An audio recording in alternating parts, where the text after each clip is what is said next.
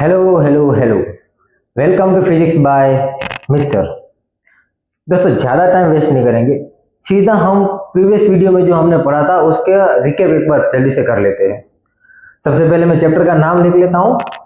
Chapter हमारा रहेगा chapter 1, electric charges and field. Right, जी हमारा चैप्टर है और इस चैप्टर में हमने पिछली बार जो पढ़ा हुआ था वो चैप्टर हमने पढ़ा था इलेक्ट्रिक चार्ज के बारे में। किसके बारे में पढ़ा था? इलेक्ट्रिक चार्ज के बारे में पढ़ा था। दोस्तों हमने पढ़ा था कि दो टाइप के इलेक्ट्रिक चार्ज थे। कितने? दो टाइप के इलेक्ट्रिक चार्ज थे। एक था पॉजिटिव चार्ज और दूसरा था नेगेटिव चार्ज। ठीक है, पॉजिटिव चार्ज जो प्रोटॉन को हमने बोला हुआ था और नेगेटिव चार्ज जो हमने इलेक्ट्रॉन को बोला हुआ था। ठीक है, दो टाइप ऑफ चार्ज थे, एक था पॉजिटिव चार्ज प्रोटॉन और एक था नेगेटिव चार्ज इलेक्ट्रॉन। लाइक चलो, हाँ, चार्ज की डेफिनेशन के बारे में भी हमने बात की थी कि डेफिनेशन क्या है। तो चार्ज की डेफिनेशन थी क्या रहेगा हमारे पास? चार्ज की डेफिनेशन थी इंट्रिंसिक प्रॉपर्टी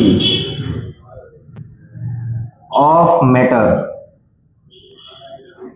बराबर है, ड्यू टू विच वो क्या शो करती थी? Electric and magnetic effect show करता है, मैग्नेटिक इफेक्ट शो करेगा।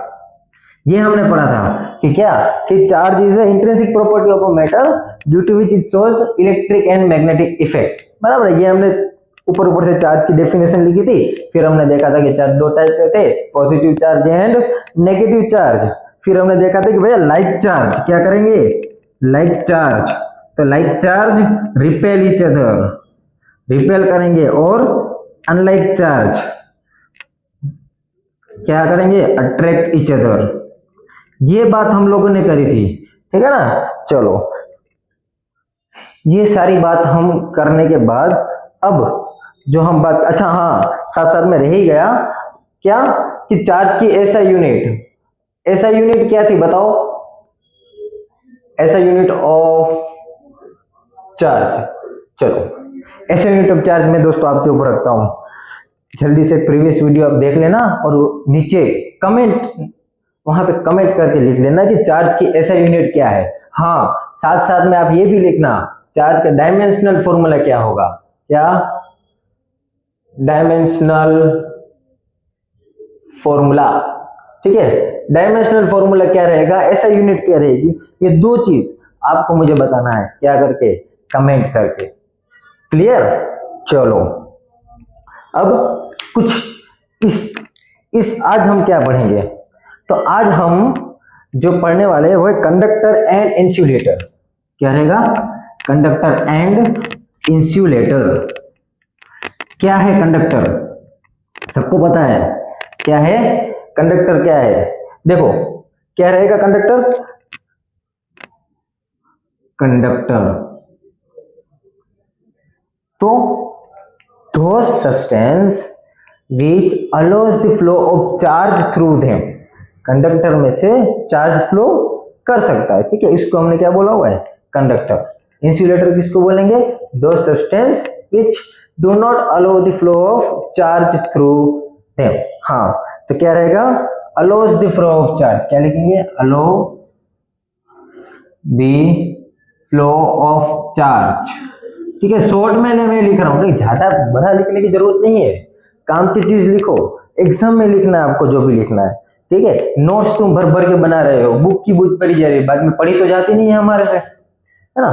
तो नोट्स में क्या लिखोगे आप? काम की चीज लिखो, सिर्फ कीवर्ड लिखो ना जो तुम्हें याद रखना है। जो नहीं याद रखना है वो भी साथ में तुम पढ़ते जाओगे तो कैसे चलेगा? जस्ट टाइम वेस्ट होगा। क्लियर? चलो, इंसुलेटर क्या होगा? इंसुलेटर क्या होगा? Do not aloe the flow of charge, do not aloe the flow of charge, charge को फ्लो नहीं करने देगा। ठीक है, चलो समझते। इसका मतलब कंडक्टर के पास क्या होगा, तो कंडक्टर के पास बहुत सारे फ्री चार्ज होंगे और वो फ्री चार्ज क्या करेंगे, वो फ्री चार्ज फ्लो करने देंगे। ठीक है, तो इसके पास फ्री चार्ज होंगे और यहाँ पे फ्री चार्ज नहीं है। ठीक है, free charge in the sense, देखो हमने बात करी थी कि कभी प्रोटॉन ट्रांसफर नहीं होता है ना, कोई एक मान लो कि ये एटम है और इस एटम के अंदर ये न्यूक्लियस है, ठीक है ना, ये क्या है हमारे पास न्यूक्लियस है। तो भाई न्यूक्लियस में क्या होता है, तो न्यूक्लियस में हमारे पास प्रोटॉन और न्यूट्रॉन अंदर बाइंड होते हैं, ठीक है, और इसके आसपास हमारे पास इलेक्ट्रॉन घूमता रहेगा, ठीक है ना। चलो, तो अब देखो क्या होता है कि ट्रांसफर हमेशा क्या होगा, इलेक्ट्रॉन ट्रांसफर होगा। क्या होगा, इलेक्ट्रॉन ट्रांसफर होता है। तो यहाँ पे भी ट्रांसफर क्या होगा, यहाँ पे भी इलेक्ट्रॉन ट्रांसफर होगा। क्लियर, अगर फ्री इलेक्ट्रॉन होंगे तो ट्रांसफर होगा, फ्री इलेक्ट्रॉन नहीं है तो ट्रांसफर नहीं होगा। तब ये होता है कि जब भी कभी इलेक्ट्रॉन क्या होता है, हमने पढ़ा हुआ है कि इलेक्ट्रॉन एक फिक्स ऑर्बिट में क्या करता है, एक फिक्स ऑर्बिट में रिवॉल्व करता होता है ना, न्यूक्लियस को फिक्स ऑर्बिट में एक वो रोटेट कर रहा है।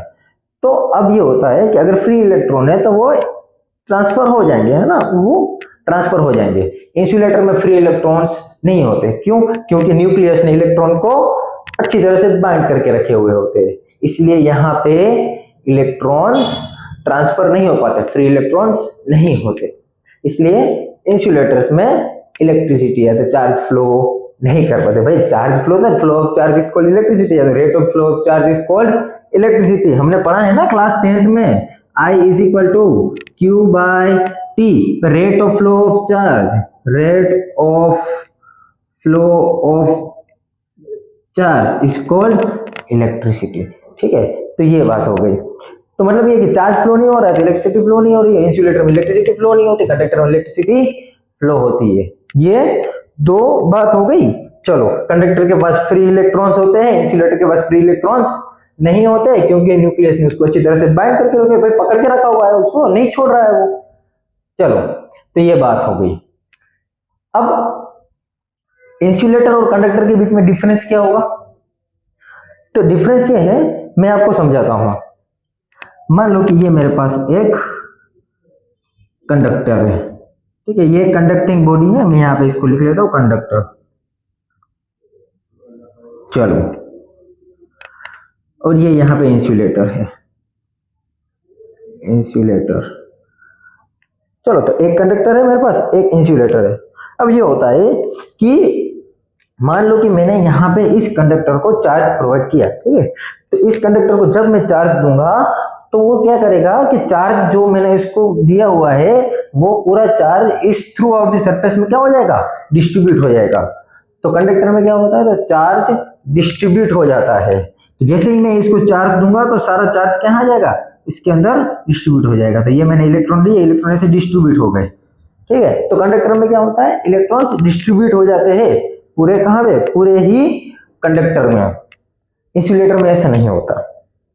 तो इंसुलेटर में क्या होता है, तो इंसुलेटर में मैंने मान लो कि इस पॉइंट पे चार्ज दिया तो ये चार्ज यहाँ पे इकट्ठा हो जाएंगे, बस यहां से कहीं और नहीं जा पाएंगे। समझ में आ रहा है। तो ये डिफरेंस है कंडक्टर और इंसुलेटर में। कि कंडक्टर को जब मैंने चार्ज दे रहा हूं तो वो थ्रू आउट द कंडक्टर क्या हो जाता है, डिस्ट्रीब्यूट हो जाता है। इंसुलेटर में डिस्ट्रीब्यूट नहीं होता, जहां पे मैंने चार्ज दिया तो चार्ज यहीं पे रहेगा, तो यहां से यहां नहीं आएगा। आया समझ में। तो ये डिफरेंस था कंडक्टर और इंसुलेटर में। क्लियर। कई बार देखो क्या होता है कि मेरे पास अगर मान लो कि कोई मेटल की रॉड है और मैं मेटल की रॉड को रब करने से क्या कर रहा हूं, जब भी मैं उसको रब करता हूं तो वो चार्ज हो जाती है, राइट, रब करने से चार्ज होती है। अब क्या होगा कि जब भी मैं मेटल की रॉड को ऐसे पकड़ रहा हूं और वो मैं उसको चार्ज कर रहा हूं तो वो चार्ज हो ही नहीं रही है। क्यों नहीं हो रही है बेटा, क्योंकि मेटल की रॉड क्या है, तो मेटल की रॉड खुद कंडक्टर है। तो जैसे ही वहां पे चार्ज अब आ रहा है वो सारा चार्ज कहां जा रहा है, कंडक्टर पूरे का पूरा रॉड में डिस्ट्रीब्यूट हो रहा है। और वही चार्ज ह्यूमन बॉडी खुद भी क्या है, तो ह्यूमन बॉडी खुद भी एक कंडक्टर है। तो वही ह्यूमन बॉडी के थ्रू कहां चला जा रहा है सारा चार्ज, अर्थ में चला जा रहा है। आ रहा है समझ में। इसलिए वो मेटल रोड इस तरह से चार्ज नहीं होती। हाँ, मेटल रोड हम चार्ज करते हैं, कैसे करेंगे, तो हम एक साइड में से किसी की कोई रबर की ग्रिप चढ़ा दी, ठीक है ना, तो कुछ इंसुलेटिंग चीज से उसको पकड़ लिया, तो वो अभी क्या हो गया कि मेरा ह्यूमन बॉडी, मेरा हाथ और उस मेटल के बीच में एक इंसुलेटिंग बॉडी, मतलब वो क्या हो गया, मेटल की रोड है वो इंसुलेटिंग हो गई। समझ में आ रहा है? इसकी वजह से चार्ज कहाँ नहीं आ रहा है, मेरे तक नहीं पहुंच रहा है, ताकि मेरे से अर्थ तक नहीं पहुंच रहा है। अब वो मेटल की रोड क्या होगी, चार्ज होगी। आया समझ में? चलो अब देखो क्या बात कर रहा था मैं। हाँ, कंडक्टर में सरफेस पे चार्ज सारा डिस्ट्रीब्यूट हो जाएगा और इंसुलेटर में डिस्ट्रीब्यूट नहीं होगा। क्लियर? चलो अब एक छोटा सा टॉपिक, अर्थिंग किसको कहते हैं, क्या बोलेंगे हम लोग, अर्थिंग। कहां लिखूं मैं इसको, मैं जरा रफ कर देता हूं।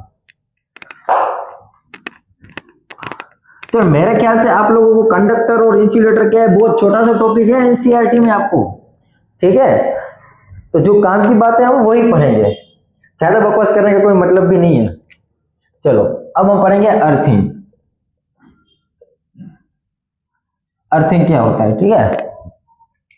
अब देखो ये होता है कि जब भी मैं किसी चार्ज बॉडी को, जब भी मैं किसी चार्ज बॉडी को किसी कंडक्टर के थ्रू अर्थ के साथ कनेक्ट कर देता हूं, तो क्या होगा कि वो चार्ज बॉडी में जो चार्ज है वो कहां पे ट्रांसफर हो जाएगा, अर्थ पे ट्रांसफर हो जाएगा, ठीक है। और वो चार्ज बॉडी क्या हो जाएगी, न्यूट्रल हो जाएगी। समझ में आ रहा है? तो ये हो गया अर्थिंग। ये क्या हो गया, अर्थिंग। क्या होगा, when a body shares charge with the earth is called earthing और ग्राउंडिंग। कई बार हम ग्राउंडिंग भी बोल देते हैं, तो क्या बोलेंगे, sharing of charge, sharing of charge with अर्थ, ठीक है। तो इसको हम बोलेंगे अर्थिंग। चलो अब मैं आपको समझाता हूं क्या होता है। मैं यहां पे एक प्लेट ले लेता हूं जो चार्ज है, ठीक है। चलो ये एक प्लेट और ये दूसरी प्लेट ले लेता हूं। अब ये जो प्लेट है ये पॉजिटिवली चार्ज है, ऐसा मान लो कि इसके ऊपर चार्ज कौन सा है भैया, पॉजिटिव चार्ज है। कौन सा चार्ज रहेगा, पॉजिटिव चार्ज।